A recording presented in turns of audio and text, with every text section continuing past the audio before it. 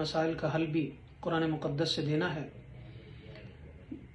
جن شوہر اور بیوی کے درمیان میں لڑائی جھگڑا یا مسائل یا پرابلمز یا بدگمانیاں ہوں اور کسی بھی وجہ سے ہوں تو یہ وظیفہ ان کے لیے بہت بڑی طاقت کا سبب ہے اور دو جسموں کو ایک جان کرنے کا سبب ہے۔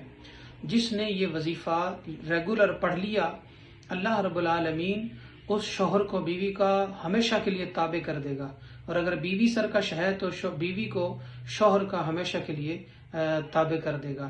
وظیفہ یہ ہے کہ سورہ بقرہ ہے، دوسرا پارہ ہے، آیت نمبر 165 ہے۔ میں پڑھ کے سنا دیتا ہوں۔ بسم اللہ الرحمن الرحیم۔ وَمِنَ النَّاسِ مَن يَتَّخِذُ مِن دُونِ اللَّهِ أَندَادًا يُحِبُّونَهُمْ كَحُبِّ اللَّهِ وَالَّذِينَ آمَنُوا أَشَدُّ حُبًّا لِلَّهِ وَلَوْ يَرَى الَّذِينَ ظَلَمُوا إِذْ يَرَوْنَ الْعَذَابَ أَنَّ الْقُوَّةَ لِلَّهِ جَمِيعًا وَأَنَّ اللَّهَ شَدِيدُ الْعَذَابِ۔ تو جو مسلمان مرد یا عورت اپنے پارٹنر کو منانے کے لیے اور ہمیشہ اپنے ساتھ محبت سے رکھنے کے لیے اس آیت مبارکہ کو روزانہ 41 بار 41 دن تک پڑھ لے گا اور رمضان المبارک کے سٹارٹ میں پہلے روزے سے شروع کرے گا تو انشاءاللہ اس کا وہ لائف پارٹنر ہمیشہ اس کے ساتھ پیار محبت کے ساتھ رہے گا اور ہمیشہ شیر و شکر رہے گا انشاءاللہ۔